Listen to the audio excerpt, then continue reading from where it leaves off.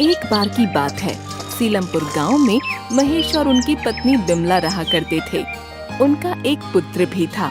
उसका नाम था गुड्डू। गुड्डू बचपन से ही होशियार था। उनके घर में एक वफादार कुत्ता ब्राउनी भी था। एक दिन जब गुड्डू स्कूल से अपने दोस्तों के साथ घर आ रहा था, तभी रास्ते में उसे ब्राउनी दिखा।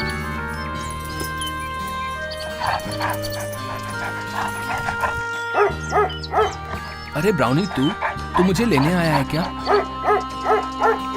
चल मुझे पकड़, देखते हैं कौन जीतता है। आज तो देखना मैं ही जीतूंगा, तू हर बार जीत जाता है।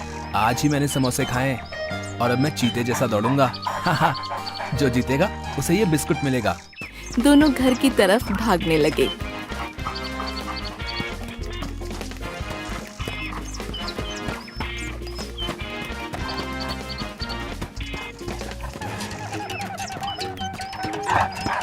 ब्राउनी घर पहले पहुंच गया। तू फिर से जीत गया और माँ बुला रही है, जल्दी चल। ठीक है, देता हूँ, ये ले, लेकिन हम आधा आधा करेंगे, ठीक है? दोनों ने बिस्कुट खाया। अब घर चल। ब्राउनी उसे खेलने के लिए कोशिश करने लगा। अरे बाबा, खाना तो खाने दे, फिर खेलूंगा तेरे साथ। पहले हम खाना खाएंगे, समझा? भूख के मारे मेरी जान जा रही है। अब जल्दी चल, माँ इंतजार कर रही होगी।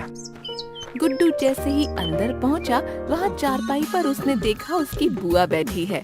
गुड्डू ने जैसे ही अपनी बुआ को देखा, वो चिल्लाकर बोला, बुआ! अरे कितना बड़ा हो गया हमारा बच्चा। मैंने सुना तो बहुत होशियार हो गया है। हाँ, मैं हमेशा फर्स्ट आता हूँ। माँ, मुझे बड़ी भूख लगी है, खाना दो ना, वरना मैं पतला हो जाऊंगा और हवा में उड़ने लगूंगा। दे दो ना प्लीज। भाभी, मुझे भी बड़ी भूख लगी है, पता चला मैं भी उड़ने लगूं। अरे नहीं बहना, तू हवा में नहीं उड़ेगी, देखना। क्यों? क्योंकि उसके लिए तुम्हें पतला होना पड़ेगा और मुझे नहीं लगता कि तुम एक दिन ना खाने से पतली हो जाओगी। भाभी, देखिए ना भैया को। आप भी ना, अभी आई है वो और आप शुरू हो गए। शांत हो जाइए। माँ, खाना। आप सब हाथ धो लीजिए, मैं आपके लिए खाना लगाती हूँ। सबने खाना खाया। गुड्डू ने जल्दी खाना खत्म किया और खेलने चला गया। मैं चला माँ। जल्दी आ जाना, ठीक है? आ जाऊंगा। दोनों बाहर चले गए। शाम को दोनों घर लौटे। बेटा गुड्डू, हमें तुमसे कोई जरूरी बात करनी है। गुड्डू, तुम आगे की पढ़ाई बुआ के साथ रहकर करोगे, शहर के अच्छे विद्यालय में जाओगे। क्या मैं ब्राउनी को भी लेकर जा सकता हूँ? नहीं बेटा, अगर ब्राउनी भी वहां गया तो तुम ढंग से पढ़ाई नहीं कर पाओगे, इसलिए वो यहीं रहेगा और तुम छुट्टियों में उससे मिलने आना। तब तुम्हें दिन भर खेलने से कोई नहीं रोकेगा। ठीक है। रात को गुड्डू ब्राउनी के साथ सोया। मेरे भाई पापा कह रहे हैं कि मुझे शहर जाना होगा, पर मैं तुझे छोड़ के नहीं जाना चाहता और माँ पापा को भी छोड़ के नहीं जाना चाहता। लेकिन मैं जब कल चला जाऊंगा तब तू क्या करेगा? सुन, तू मुझे कॉल करेगा, लेकिन तुझे तो फोन करना भी नहीं आता। लेकिन तू माँ को बोल देना, वो तुझसे मेरी बात करा देंगी। तेरा कभी मन करे तो मुझसे मिलने आ जाना, ठीक है? मेरे जाने के बाद तू बाद में कुछ दोस्त बना लेना। तू अकेला अकेला बोर हो जाएगा, मैं भी वहाँ नए दोस्त बना लूंगा। लेकिन तुझे पता है, मुझे सबसे ज्यादा तेरी याद आएगी, क्योंकि तू मेरा भाई है ना। अच्छा सुन, तू मुझे याद करेगा ना? मुझे भूलियो मत। दोस्त बना सकता है तू, बेस्ट फ्रेंड मत बनाइए किसी को, समझा? अगली सुबह जाने से पहले ब्राउनी, ये ले घंटी, इसे पहन के रखियो, ठीक है? इसके बाद गुड्डू रोते रोते अगली सुबह बुआ के साथ शहर चला गया।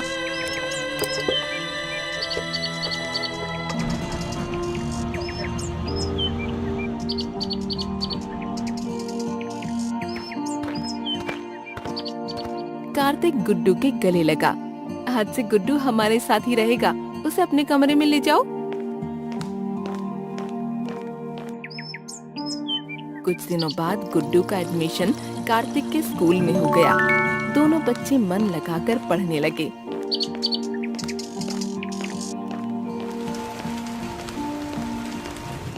इसी तरह कई साल बीत गए। एक दिन, अजी सुनो ना, कितना समय हो गया अपने बेटे से मिले हुए। आप उससे कहो ना वो यहाँ आए, हमसे मिल लें। ठीक है, रुको, उसे कॉल करता हूँ। हेलो। हाँ जी पिताजी। कैसा है तू? सुन, तेरी माँ चाहती है कि तू उससे मिलने यहाँ आ जाए। ठीक है पिताजी, मैं आज ही कंपनी में छुट्टी के लिए बात करता हूँ। ठीक है। कुछ दिनों बाद गुड्डू बिना बताए शाम को घर पहुँच गया। माँ।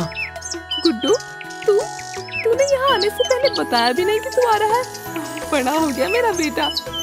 गुड्डू ने माँ के पैर छुए, तब तक पापा भी आ गए और फिर पापा के भी पैर छुए। जीता रह बेटा, तूने आने से पहले बताया नहीं, हम तुझे लेने ही आ जाते।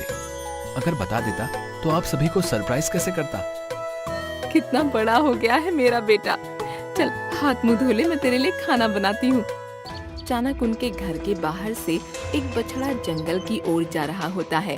अरे कोई रोको उसे, अरे जाने मत दो भाई। खाना खाते वक्त गुड्डू अपनी माँ से बोला, लगता है यहाँ पर जंगली जानवरों का ज्यादा ही आतंक फैला हुआ है, तभी तो लोग कितना डर रहे हैं जंगल जाने से। पर जब मैं आया था तो उस तरफ तो कोई जंगल था ही नहीं, तो फिर वो किस जंगल की बात कर रहे हैं? नहीं बेटा, वो सब जानवरों की वजह से नहीं डर रहा, बल्कि उस भूतिया जंगल की वजह से डरा है। वहाँ एक राक्षस रहता है। वो जंगल सुबह गायब हो जाता है और शाम होते ही वापस अपनी जगह पर आ जाता है। माँ, ऐसा भी कभी होता है क्या? एक जंगल ही अपनी जगह से गायब हो जाए? अच्छा ये बताओ, ब्राउनी कहाँ है? तब से दिख नहीं रहा। बेटा बहुत जंगल में चला गया था, हमने बहुत ढूंढा, वो नहीं आया और उसका बहुत इंतजार भी किया। क्या आप सभी ने मुझे क्यों नहीं बताया? हम नहीं चाहते थे कि इन सब का असर तेरी पढ़ाई पर पड़े, इसलिए हमने तुझसे बात छुपाई। इसके बाद गुड्डू लेट गया और सोचने लगा। उसके दिमाग में कई सवाल चल रहे थे। वो दिमाग में सोचता है, ये सब चल क्या रहा है? जंगल कैसे गायब हो सकता है? अगले दिन गुड्डू अपने पुराने दोस्तों से मिलने चला जाता है। गुड्डू चल रहा होता है, तभी उसे रास्ते में राजीव मिलता है। अरे गुड्डू, तू कैसा है मेरे दोस्त? लगता है तू तो भूल ही गया था कि तेरा एक गांव भी है। नहीं यार, बस पहले पढ़ाई और अब ये जॉब, ये सब छोड़ो। रवि और मनु कहाँ हैं? चल मैं भी उन्हीं के पास ही जा रहा था। दोनों वहाँ पहुँचे। गुड्डू तू, देखो भाई आज कौन आया है। बड़ा अच्छा लगा यार तुझे इतने दिनों के बाद देखकर। हाँ यार, बहुत टाइम हो गया था तुम सबसे मिले हुए। अच्छा भाइयों, ये बताओ, सब लोग जंगल से इतना डरते क्यों हैं? अरे भाई क्या बताऊं, तेरे जाने के बाद इस गांव में एक बाबा आया था। वो जंगल में तपस्या कर रहा था। कई सालों तक तपस्या करने के बाद उसके ऊपर मिट्टी की परत जम गई और इस गांव के कुछ आदमियों ने नशे में उस बाबा के ऊपर लाठी मार दी और उस लाठी मारने की वजह से बाबा की तपस्या भंग हो गई और बाबा को चोट भी आ गई। तब से उस बाबा ने इस जंगल को और इस गांव के लोगों को श्राप दे दिया कि अगर इस गांव का कोई भी इंसान जंगल की तरफ जाएगा तो वो कभी भी वापस नहीं आएगा। वो जो लोग वहां गए थे वो आज तक वापस नहीं आए और उसके बाद जितने भी लोग जाने अनजाने से गए वो भी कभी वापस नहीं आए। श्राप कभी खत्म नहीं होगा भाई। इसके बाद रवि गुड्डू को श्राप कैसे टूटेगा वो बताता है। ये सुनने के बाद, चलो दोस्तों, मैं घर जाता हूँ, माँ भी इंतजार कर रही होगी। इसके बाद गुड्डू वहाँ से चला जाता है और घर जाते वक्त वो गांव के उसी रास्ते पर जाता है जहाँ से जंगल शुरू होता है, लेकिन उसे जंगल नहीं दिखाई देता। इसलिए वो घर लौट आता है और रात होने का इंतजार करता है। रात होते ही वो बिना किसी को बताए जंगल की तरफ चल पड़ता है।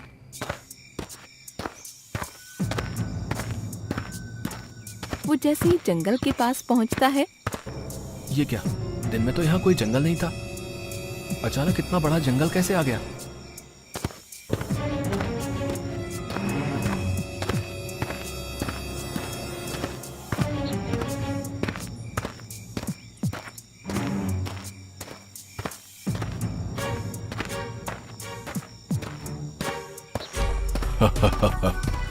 देखो तो कौन आया है।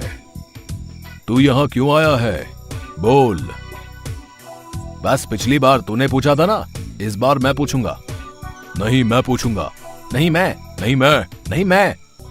दोनों लड़ने लग जाते हैं। उन दोनों को लड़ता देख गुड्डू चुपचाप आगे बढ़ने लगता है, लेकिन जैसे ही वो आगे बढ़ता है, कहाँ जा रहा है रे तू? बचना चाहता है? अब हम तुझे भी गायब कर देंगे। और तुझे पूरी जिंदगी भर हमारी सेवा करनी पड़ेगी, जैसे कि यहाँ आए बाकी सब हमारी सेवा कर रहे हैं। गुड्डू डर जाता है। गुड्डू अचानक बोला, तुम्हें मुझे ले जाने से पहले मेरे मालिक से पूछना पड़ेगा, समझे? वरना मेरे मालिक तुम सबकी चटनी बनाकर रोटी के साथ खा जाएंगे। लेकिन मैं तुम्हारी उनसे बात करवा सकता हूँ। करवाओ तो, हम भी तो देखें कौन है तुम्हारा मालिक। अपने फोन में एक ऐप खोलता है और उसमें कुछ टाइप करता है और उस फोन से आवाज आती है। क्यों याद किया है मुझे? मालिक, ये दो छोटे भूत मुझे अपनी सेवा करने के लिए ले जा रहे हैं। मैंने तो कह दिया मैं बस आपका सेवक हूँ, तो कहते हैं कि कौन है तेरा, तो मैंने आपसे इनकी बात करवाने की सोची। सुनो है, अगर मेरे सेवक को कुछ भी किया तो तुम्हें पुलाव बनाकर खा जाऊंगा।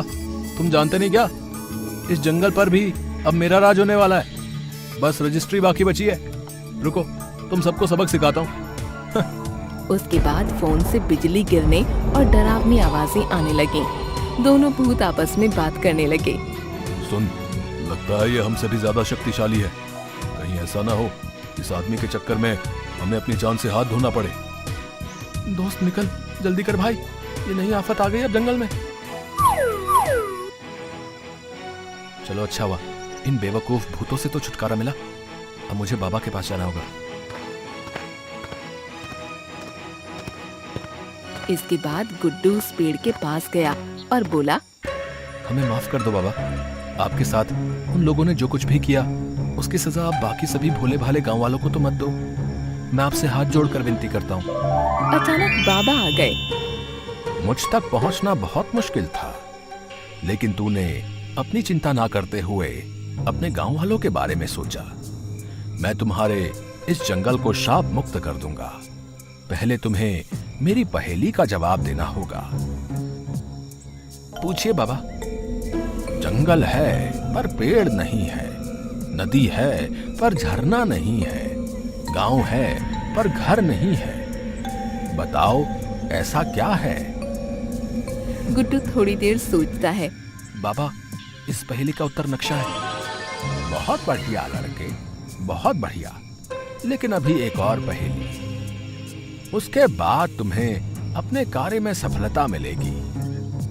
जीवन में सबसे ऊंचा पद किसका है? लेकिन इस बार तुम्हारे पास समय सीमा होगी। मेरे 5 तक गिनने से पहले तुम्हें उत्तर देना होगा। मैं ध्यान रखूंगा बाबा। जीवन में सबसे ऊंचा पद किसका है? बहुत सोचने के बाद उसे ध्यान आया। बेटा, जिंदगी में हम अपने गुरु का ऋण कभी नहीं उतार सकते। वही हमें मार्गदर्शन देते हैं, जिंदगी में सफल बनाते हैं। सबसे उच्चतम पद गुरु का ही होता है। बाबा, गुरु का पद सर्वोच्च है। सही जवाब। तुम सच में एक समझदार लड़के हो। जाओ और अपने गांव वासियों के साथ खुशी से रहो। जा, किया तेरे गांव को शाप से मुक्त। आज के बाद ये जंगल कभी अपनी जगह से गायब नहीं होगा।